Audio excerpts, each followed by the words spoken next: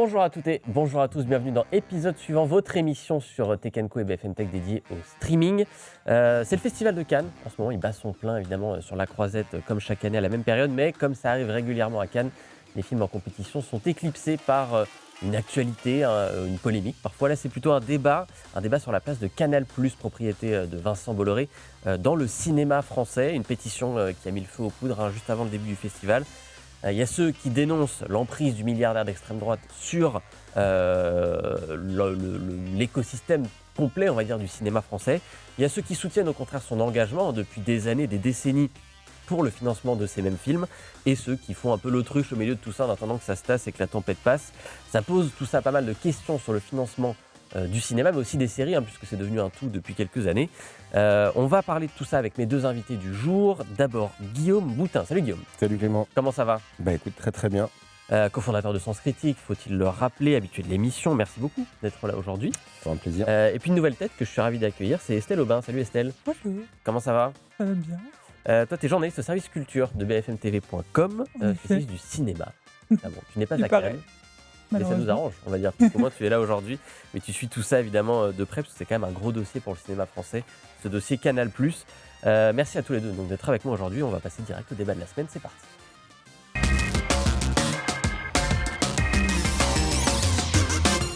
Un peu de contexte, donc tout est parti d'une pétition publiée le 8 mai dans Libération pour dénoncer l'emprise de Vincent Bolloré sur le cinéma via évidemment Canal+ et sa filiale de distribution Studio Canal notamment.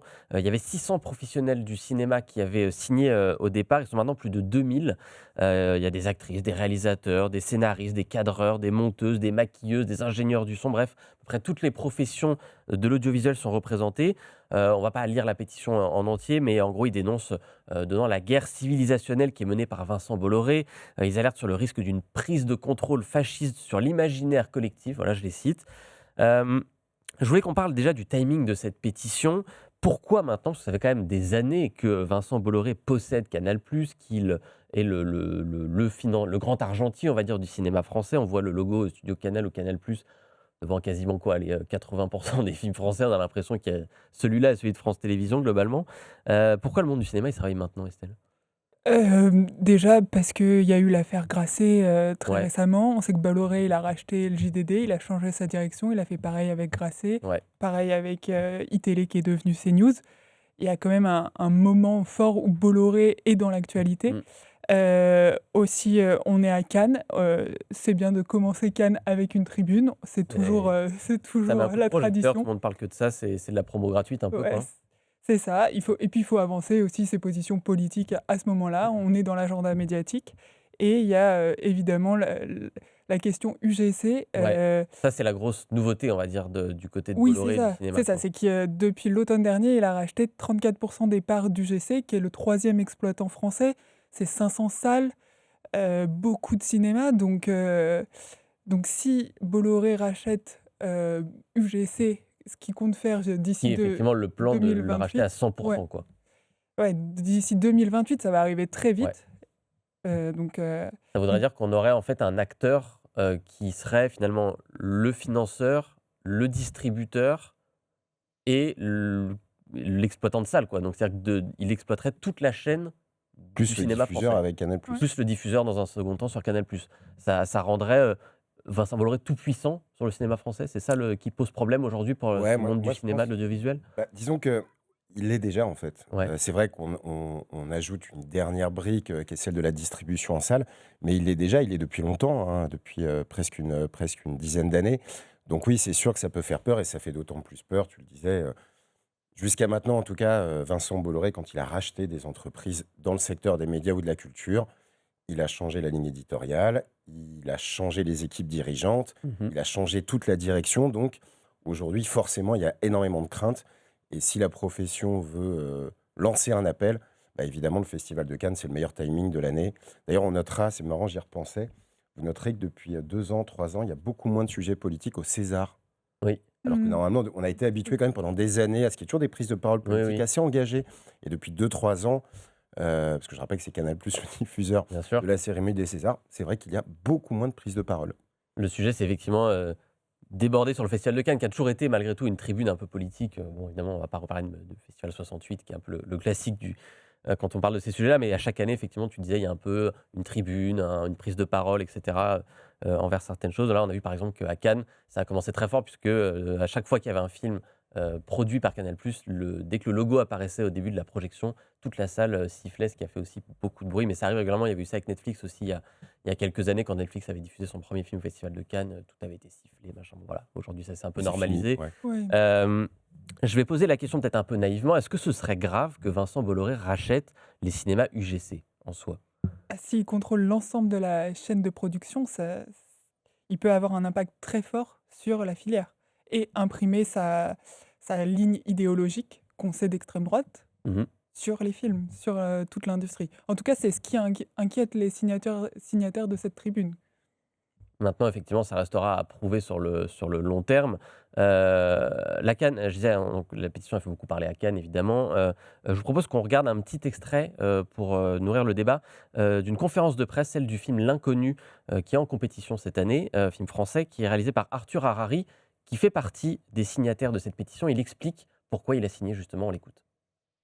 Le fait que ce groupe soit au sein que cette entreprise soit au sein d'un groupe large qui est propriété de Vincent Bolloré et qui concentre de plus en plus un nombre assez étourdissant d'organes de presse, de télévision, et où voilà, l'orientation est très très clairement à l'extrême droite, qu'il fallait nommer cette chose-là,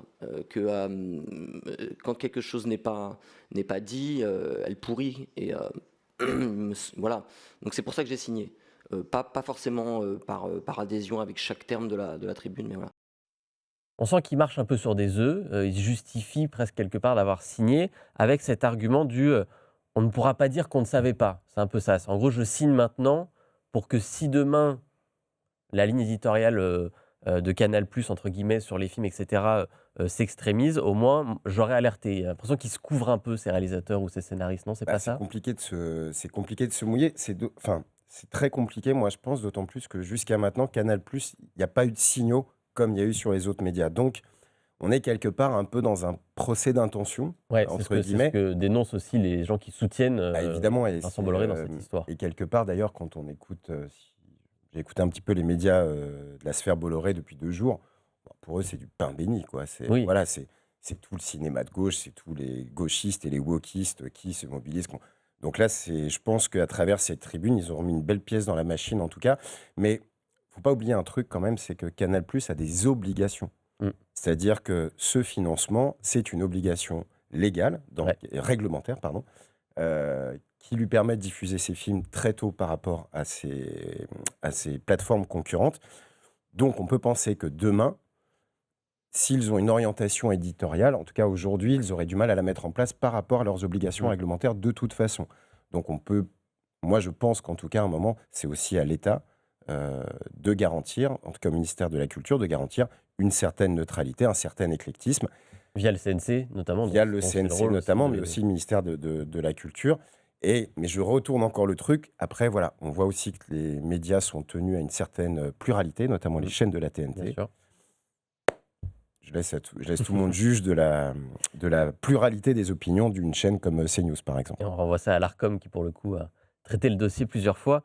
Mais je pense quand même qu'il y a quand vas-y, même Estelle. quelques signaux rouges envoyés par Maxime Saada, le patron de Canal+. Enfin, il y a eu des échos sur le film Grâce à Dieu de François Ozon, comme quoi Bolloré n'avait pas envie d'investir sur ce film. Pareil pour... Qui était un film, on le rappelle, sur les violences sexuelles au Oui, sein de l'Église. sur l'affaire Prénat, ce prêtre accusé de violences sexuelles à Lyon. Il y a eu Plaire, aimer et courir vite de Christophe Honoré, En guerre de Stéphane Brisé. Et selon Christophe Honoré, Bolloré aurait dit pas de syndicalisme, pas de PD. C'est quand même quelque chose. Et là, il y a le Ça film s'appelait une ligne, de, effectivement, d'extrême droite, pour le coup. il y a le film de Bertrand Bonello, qui est sur le pape. Et Mhm. pareil, il y a eu quelques échos comme quoi Bolloré n'avait pas envie de mettre de l'argent dans ce film. Donc il y a des choix qui sont faits quand même à un moment. Il y a eu Sacré-Cœur aussi. Ouais. Sacré-Cœur, je ne sais pas si vous vous rappelez, c'est ce film pro-chrétien qui met en valeur la chrétienté. et qui a fait beaucoup de bruit parce qui a été beaucoup relié par le JDD, par tous les médias CNews Ouais. et qui ont fait la promotion de ce film qui avait été promu par Bolloré, quoi. D'accord, donc effectivement, il y a une ligne qui existe, même si elle est effectivement pas visible tous les jours. Il y a plein de films qui sont produits Mais bien par sûr. Canal+, qui, alors Maxime Sada évoque notamment à chaque fois l'histoire de Souleymane, qui est l'histoire de cet immigré qui traverse l'Afrique pour rejoindre l'Europe, qui est effectivement plutôt traité, on va dire, avec un point de vue de gauche, je ne sais pas si on peut l'appeler Oui. ça comme ça, mais voilà, il y a de tout quand même malgré tout chez Canal, mais effectivement, c'est aussi ce que disait un peu Arthur Harari, c'est que cette ligne extrême droite chez Bolloré, on la connaît. Est-ce qu'elle va s'appliquer au cinéma? C'est aussi là-dessus qu'ils veulent alerter. Peut-être, c'est aussi, non pas qu'ils pensent agir, mais peut-être se dire on va peser sur les pouvoirs publics, ce que tu disais, le ministère de la Culture, peut-être essayer de les pousser à agir pour mettre des garde-fous. Oui. C'est peut-être ça aussi l'idée. Euh, Il y a des chiffres quand même qu'il faut donner, parce que là, on parle de ligne éditoriale, on parle de ligne idéologique, mais Canal+, c'est aussi des chiffres économiques hyper importants dans le cinéma. C'est le premier financier du cinéma français depuis longtemps. Quand on parle de Canal+, on va parler du groupe Canal de manière générale, puisque ça englobe à la fois Studio Canal qui s'occupe de la distribution, mais aussi OCS, Ciné+, qui sont une autre branche qui permet de financer le cinéma. L'an dernier, ça représentait 160 millions d'euros, ce groupe d'investissement pour les films d'initiative française. C'est comme ça qu'on les appelle. Il y en avait 189 en tout qui ont été financés. Donc c'est parfois des toutes petites sommes, mais ça suffit quand même parfois à monter un film indépendant. En France, un film indépendant, ça ne coûte pas 10 millions d'euros comme aux États-Unis, hein. Ça coûte quelques centaines de milliers, voire 1 ou Quelques 2 millions millions. d'euros. Quelques millions. 3 millions millions. d'euros. Ouais, 3 millions. Allez, dans les beaux films. Donc, malgré tout, quand on est Canal+ et qu'on met ne serait-ce que 500 000 dans un film, ça peut faire exister un petit film indépendant. C'est plus que ça, pardon, je peux me permettre. Vas-y, Yvan je t'en prie, Guillaume. C'est que c'est surtout, en fait, aujourd'hui, un producteur qui va monter un film, il a plusieurs guichets, il y a plusieurs Ouais. personnes qui financent le film. Le premier guichet sont les chaînes de télé, Ouais. effectivement. TF1 sur des grosses comédies, France Télé ou Canal, alors Canal surtout, Ouais. France Télé plutôt un peu plus sur de l'auteur, etc. Et le début de sa chaîne de financement va très souvent commencer par les chaînes de télé. Donc si on démarre sans chaîne de télé, ça va être très dur derrière Impossible. d'aller chercher des Sofica, ça va être très dur d'aller chercher les régions, etc. Enfin, tous les acteurs qui vont financer. Donc au-delà même du montant, Mm. c'est aussi C'est la première brique, ouais, quoi. c'est la structure du financement derrière. Et que ça peut effectivement faire exister un film ou ne Totalement. pas le faire exister, puisque s'il manque les 500 000 ou les 800 000 que peuvent mettre parfois Canal sur un petit film, ça peut tout changer. Si on le rassemble, tout ça, c'est plus de 40% des dépenses des diffuseurs français à lui seul. Le groupe Canal, c'est assez énorme. Est-ce qu'on peut dire que les signataires ont pris des risques en allant s'attaquer à Canal, puisque c'est quand même leur... est-ce que c'est pas mordre la main qui les nourrit, quoi? C'est ça que j'ai un peu envie de dire naïvement. Moi, je pense qu'ils ont pris des risques, qu'ils n'ont pas forcément mesuré les risques. Ouais. Ils ont signé cette tribune comme on signe une des Oui, en tribunes. fait, au fond, cette tribune, c'est un simple formulaire, hein. Oui, je pense, on leur a envoyé, juste ils ont écrit, signé. on met son nom, machin. Mais je pense qu'ils ont pris des risques parce que Maxime Saada s'est vexé. Et du coup, il a répondu fermement en disant qu'il allait boycotter tous les signataires de cette tribune. Et franchement, c'est une annonce qui fait énormément scandale. Ça peut changer l'économie du cinéma si vraiment tous ces signataires... Maintenant, on est à plus de 2000 signataires. C'est énorme. C'est énorme. Si tous ces signataires-là ne travaillent plus chez Canal, mais où ils vont travailler? Il leur reste France Télé, mais Oui, France bien Télé, sûr, mais là, il faut imaginer que du coup, Canal met à peu près 160 millions Ouais. dans le cinéma en ce moment. Avant, c'était 220 millions, donc c'était beaucoup plus. France Télé, c'est 60 millions maximum et on réduit les budgets de l'audiovisuel public. Donc, c'est pas voué à oui, augmenter. il y a beaucoup de producteurs qui ont déjà alerté sur le fait que Ouais. France Télé se désengageait un peu plus Ouais. régulièrement. Chaque Après, il année. reste Arte, mais Arte, c'est des sommes bien moindres également. Oui, et pour des Et projets d'ampleur. TF1, M6, c'est plutôt des comédies populaires, donc c'est pas le même cinéma d'auteur. Donc je pense que tous ces signataires-là, s'ils travaillent plus avec Canal, avec qui ils vont travailler, quoi. Et d'autant que dans ces 2000 signataires, alors il y a quelques noms connus, évidemment, qui servent de vitrine et qui font un peu porte-parole. Il y a Juliette Binoche, Swan Arlo, Charles Berling, Blanche Gardin, Adèle Haenel, Garance Marillier, Anna Mouglalis, pour les citer, Bruno Solo, Jean-Pascal Zadi. Voilà, ça c'est un peu les gros noms. C'est pas non plus des superstars, sans vouloir leur faire offense. C'est pas Jean Dujardin, c'est pas Adèle Exarchopoulos, c'est pas Gilles Lelouch, c'est pas des gens qui sont capables de monter un film tout seul sur leur nom, j'ai envie de dire, ou d'attirer les gens tout seul sur leur nom. Est-ce que malgré tout, ces stars-là peuvent faire pencher la balance? Parce que je disais, ça c'est allez quoi, une vingtaine de noms sur 2000. Le reste, c'est des gens qu'on ne connaît pas. C'est des cadreurs, c'est des ingé-sons, des gens qui sont payés pas grand-chose pour faire leur boulot, contrairement aux stars, et qui, eux, mettent tout en risque. Est-ce que ces stars peuvent aider justement à porter cette pétition? Moi, je suis pas certain. Enfin, je pense que déjà, il faut comprendre qui c'est Maxime Saada. Maxime Ouais. Saada, c'est quelqu'un de très très dur en affaires. Il l'a démontré depuis des années avec Mm. Canal. Et en termes de négo, d'ailleurs, bah, il gagne toujours à la fin. On se souvient de sa grosse négo avec TF1. Il se met pas d'accord avec TF1. Ouais. Il coupe le flux. Voilà. Et puis il Simplement. laisse comme ça. Et puis il attend que TF1 revienne. On l'a vu avec la Fédération de foot. Ouais. On l'a vu avec le rachat d'OCS. On l'a vu quand ils ont renégocié les droits, même avec les studios américains. Ouais. Quand on affronte On l'a vu Maxime sur le Saada, streaming faut arri- aussi, sur la streaming avec, aussi. Enfin, quand il faut arriver. Oui, quand on quand a c'était plus à renégocié la renégocier, chrono. etc., ça lui La a Quand coûté on arrive beaucoup. face à Maxime Saada, il faut arriver costaud quand même. Ouais. Moi, je vois ça plutôt comme un espèce de, vous savez, une réunion de famille où tout le monde s'engueule. Ouais. Et alors là, La ça belle et part. grande famille du cinéma français, c'est ça?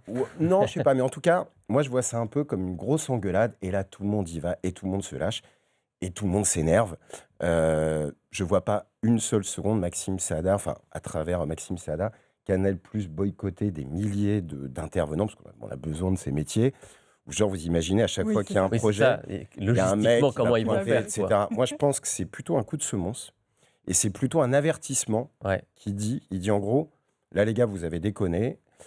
C'est vrai qu'à côté de ça, alors il soutient aussi ses propres équipes qui, je le disais en tout cas, les équipes historiques, Mm. les acquisitions chez Canal, et notamment Laurent Acide, jusqu'à maintenant, sont quand même très respectés par la profession. Et lui, il arrive plutôt en mode, attendez, si vous voulez la guerre, on va faire la guerre, moi je m'en fous. Et n'oublions pas surtout un dernier sujet, je trouve qui est hyper important, que j'ai vu en travaillant un petit peu cette émission. En fait, Canal+ fait le gros de son chiffre d'affaires et de sa rentabilité à l'étranger, Ouais. notamment en Afrique. Le territoire français est un territoire évidemment important, Mm. historique, mais Mais petit, entre voilà, guillemets. enfin petit en tout cas, Ah. c'est la croissance de Canal+ aujourd'hui ne se fera Ouais. pas ou ne se fera plus en France. Ils ont, je crois, 8 millions, je crois, d'abonnés tout cumulés. Bon, voilà, il y a un moment, la population française, Mm. elle va pas grossir.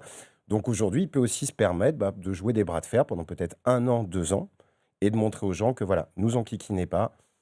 Si vous voulez m'affronter, moi je suis prêt et je suis peut-être plus fort que vous.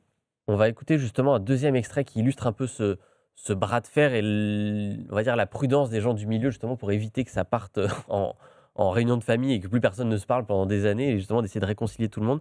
C'est un autre extrait d'une interview qui s'est déroulée à Cannes avec l'AFP. Interview d'Adèle Exarchopoulos et Sarah Giraudot, deux actrices assez importantes dans le paysage du cinéma français. Vous allez voir, elles sont très très mesurées. C'est la liberté d'expression. Non, puis c'est des réactions aussi à chaud, c'est aussi Ouais. des réactions pour faire peur, c'est peut-être des choses intimidantes, peut-être, mais voilà, il faut chacun faire des compromis de chaque côté, mais je pense qu'il faut essayer de continuer à réussir à s'entendre, parce que c'est quand même Canal+ finance une grande partie du cinéma et des films qui vont peut-être pas forcément dans leur lignée de pensée aussi, donc ça veut dire qu'il y a une liberté qui peut continuer quand même à exister. C'est juste dommage de ne pas tout flinguer, quoi, c'est tout.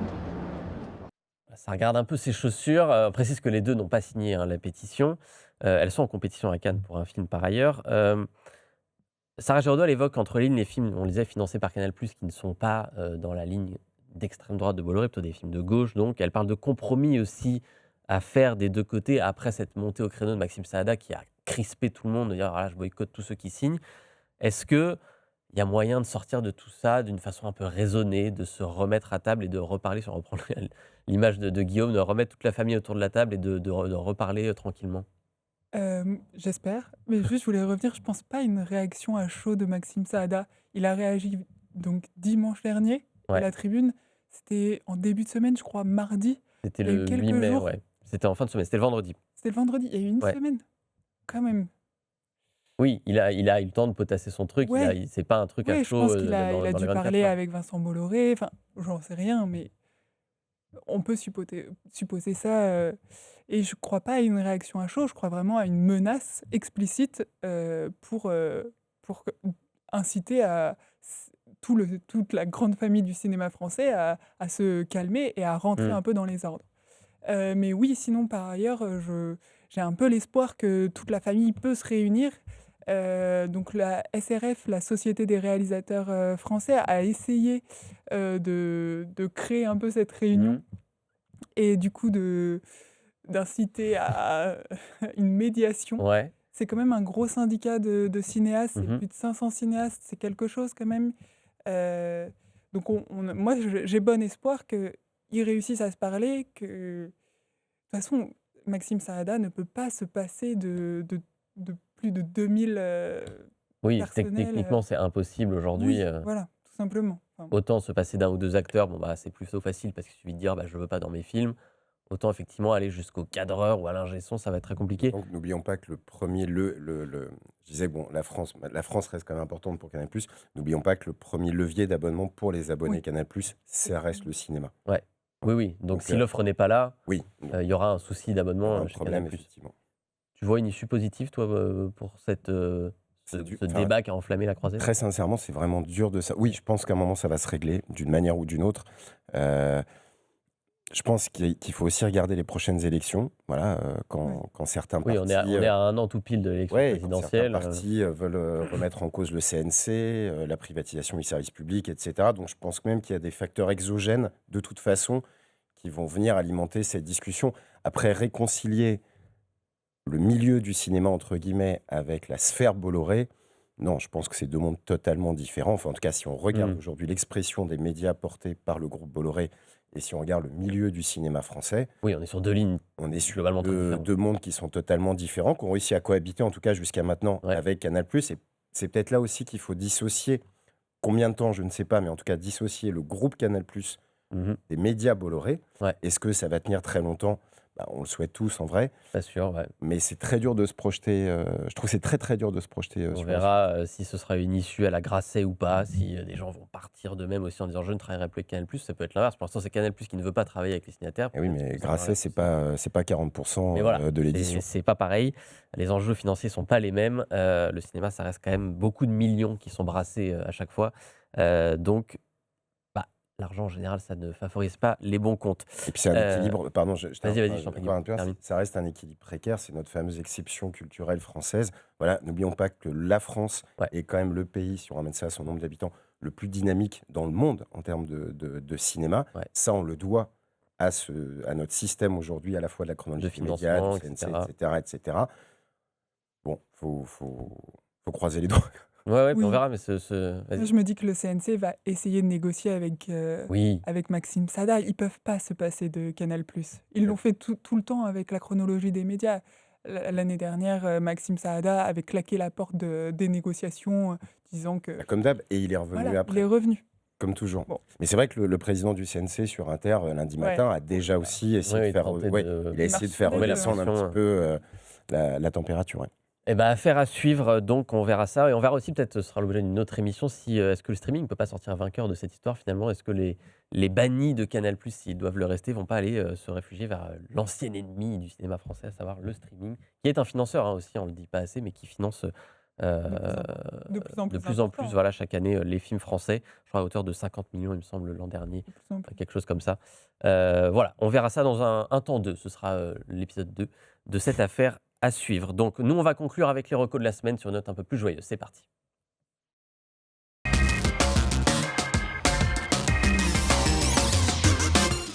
Chaque invité a carte blanche, vous le savez, chaque semaine, pour recommander un film, une série sur les plateformes de streaming qui lui a plu et qu'il voudrait que tout le monde voit parce que c'était tellement bien qu'il ne faudrait pas être le seul à l'avoir vu. Je vais commencer avec toi, Guillaume. On va partir sur Apple TV, une série que j'ai très envie de voir. Donc tu n'auras pas besoin de me convaincre, mais on va essayer de convaincre tous les spectateurs et auditeurs qui ne l'ont pas encore commencé. C'est la série Widow's Bay. Tout à fait, donc diffusé sur Apple via Canal pour la petite histoire, mais c'est Tout à vrai. fait. Bah, Canal diffuse la plupart des plateformes de streaming. Quasiment, oui, sauf Notre Disney préféré. et Prime. Bref, non, alors série Apple, bah, comme d'hab, déjà, bon voilà, Apple, toujours gage de qualité, un petit peu comme Ça HBO, bouge pas. tant dans l'écriture que dans le scénario, la réalisation, Mm. avec des projets très originaux.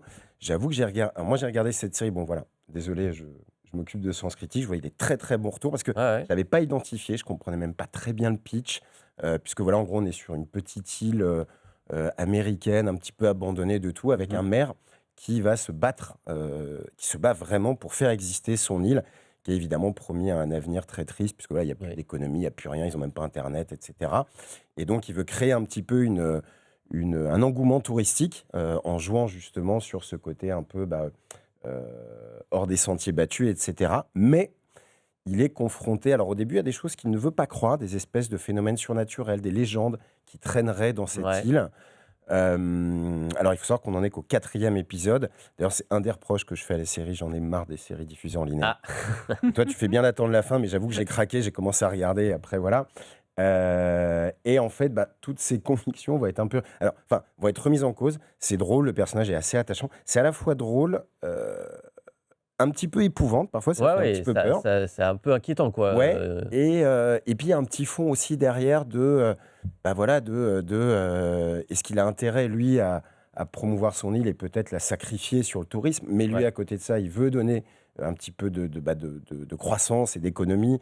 Les gens qui vivent sur cette île ne la quittent jamais, etc. Donc, il y a un mélange comme ça qui est hyper... Enfin, je trouve Jusqu'où faut-il faire rentrer la modernité, finalement, le 21e exactement, siècle et puis cette espèce, il y a un équilibre, je trouve, qui est vraiment. Et d'ailleurs, j'ai oublié le nom de la créatrice de la série, pardon. C'est sa première série en tant que créatrice. Elle avait Ouais. été scénariste de. J'ai que les trous de mémoire, bref. Donc c'est marrant, c'est une vraie tentative. Je trouve que ça dénote vachement dans le paysage. Et c'est hyper intéressant. Voilà, très grosse reco. On va aller regarder Widow's Bay, donc sur Apple TV. Il y aura 10 épisodes, je sais plus, je crois 8 ou 10, il me semble. Je sais plus. 10, il me semble que j'ai regardé hier 10. C'est en cours de diff. Donc, effectivement, si vous en avez marre comme Guillaume, des Attendez plateformes la qui fin. vous livrent un épisode par semaine, que vous êtes biberonné à l'école Netflix maintenant, attendez, faites comme moi. Voilà, attendez qu'il y en ait au moins, allez, 6, comme ça, après vous vous lancez tranquillement et vous avez la fin. On va terminer avec ta reco à toi, Estelle. C'est un film, Ella Oui. McKay, qui est sorti sur Disney+, qui a une histoire de sortie un peu rocambolesque par Oui, ailleurs, c'est ça. puisqu'il vient de sortir au cinéma, je crois, mais que 2 jours. Ouais, que ce week-end, le week-end dernier. Donc c'est Ouais, déjà trop C'est tard trop tard, pour le voilà. voir en N'allez pas salle. au cinéma pour le voir, c'est trop tard. Mais par contre, sur Disney+, Ouais. il est sorti en février dernier. Et du coup, ça s'appelle Ella Mackey, mais c'est avec Emma Mackey. Ouais, Petite subtilité. à tel point que moi, quand j'ai vu le truc, je me suis dit, il y a un truc un peu méta, machin, mais Ouais. pas du tout, non, c'est un Ah hasard. si, je pense. Si Oh non, non, Ok. je pense que c'est quand même. C'est voulu, ok. je pense. Et du coup, c'est un film de James L. Brooks. Je sais pas si vous connaissez ce cinéaste américain qui a réalisé Tendre Passion, un film qui avait eu l'Oscar du meilleur film, Ouais. qui a réalisé aussi Broadcast News ou Pour le pire Pour et le le pire, pour meilleur. le meilleur, avec Jack Nicholson. Ouais, c'est ça, c'est un grand cinéaste de comédie romantique, Grand populaire. auteur des Simpsons aussi. Oui, accessoirement. créateur des Simpsons. Ouais, un des Mais trois on ne connaît pas son nom, Ouais. c'est assez particulier. Et là, il revient avec son dernier film. Il est assez âgé aussi, donc peut-être que c'est le tout dernier, tout on ne dernier, sait pas, on peut-être. verra. Ah non, parce qu'il réalise le prochain Simpson. Ok. Ah. Ah oui, c'est vrai, c'est lui Ouais, qui réalise. c'est lui qui oui, réalise oui. le prochain Simpson. Ouais. On va lui Sortir souhaiter en de voir salle. jusqu'à la sortie quand même. Ouais. Donc, son Non, mais ça va, avant-dernier, nous on l'a reçu, on a organisé Ah ouais. une avant-première avec lui, non, ça va, Ouais. il est encore en forme. Ah ouais. quand même, ouais. Cool. Ok, bon, Ouais, ça nous rassure. c'est Donc, bon à on savoir, verra ouais. peut-être autre chose. Et donc, du coup, que raconte ce Ella McKay, du coup? Bah oui, en fait, c'est un film sur les relations. Comme toujours chez Al Brooks, c'est des situations entre les personnages, c'est des dialogues, c'est une quête du bonheur. Là, Mhm. c'est Ella Mackey qui va chercher à trouver un peu sa voie dans cette société, parfois un peu corrompue, un peu nulle. Et voilà, c'est une quête du bonheur, mais Mhm. par le dialogue. Et c'est ça qui maîtrise tellement bien James L. Brooks, c'est que c'est des dialogues tellement, tellement précis, tellement bien faits, et c'est toujours bienveillant, c'est émouvant. Enfin, il sait travailler les relations entre les personnages. Et ça, c'est quand même de plus en plus rare, je trouve. Donc je vous recommande chaudement ce film. Et je vois les images qui défilent du coup derrière nous en plateau. Il y a un beau casting aussi, Oui. accessoirement. Woody Donc, Harrelson, Ayo Edebiri, Jamie Lee Curtis et Emma Mackey. Voilà, c'est une bonne raison supplémentaire d'aller voir ce film. Et puis ça change, une petite reco. Voilà, si vous n'avez pas envie de vous lancer dans une série de 10 épisodes qui va durer 10 semaines avec à chaque fois 1 heure, vous pouvez regarder juste un film sur les plateformes de streaming. On ne le dit pas assez, mais il y a aussi une belle offre de cinéma dessus. Merci beaucoup, Estelle, pour cette De reco rien. et pour cette super première dans l'émission. Je rappelle qu'on peut te lire sur bfmtv.com tous les jours. Critiques de films, actualités, analyses, etc. C'est ce que tu fais sur le site dans la maison. Voilà. Merci d'être venu. Et merci Guillaume, toujours un plaisir de t'avoir dans l'émission. Je rappelle, si vous ne l'avez toujours pas fait, mais bon, ça commence à être un peu pénible de vous le rappeler, de télécharger l'application Sens Critique pour ceux qui ne l'ont pas fait. Elle a été refaite à neuf il y a peu de temps. Et c'est l'occasion effectivement d'aller dénicher des pépites comme Widow's Bay, justement, qui passeraient sous votre radar. Hop, vous voyez qu'elle remonte parce qu'il y a des super notes des quelques gens qui, eux, se sont lancés. Et paf, vous vous lancez dans une super série, vous ne le regrettez pas. Merci beaucoup Guillaume d'avoir été là. Et merci à vous de nous avoir écoutés et de nous avoir regardés si vous étiez sur YouTube ou sur le site. Cette fois, si vous avez arrêté une partie de l'émission, si vous avez envie d'écouter d'autres émissions qu'on a fait, elles sont toutes dispo en replay, en podcast, sur toutes les plateformes d'écoute, sur le site de BFM Tech, sur YouTube évidemment. Foncez à regarder tout ça, on a fait plein de débats passionnants dernièrement. Et moi je vous dis du coup à la semaine prochaine pour l'épisode suivant. Non, pas la semaine prochaine parce que je prends des vacances, donc je vous dis pas la semaine prochaine, je vous dis à dans 2 semaines pour l'épisode suivant cette fois.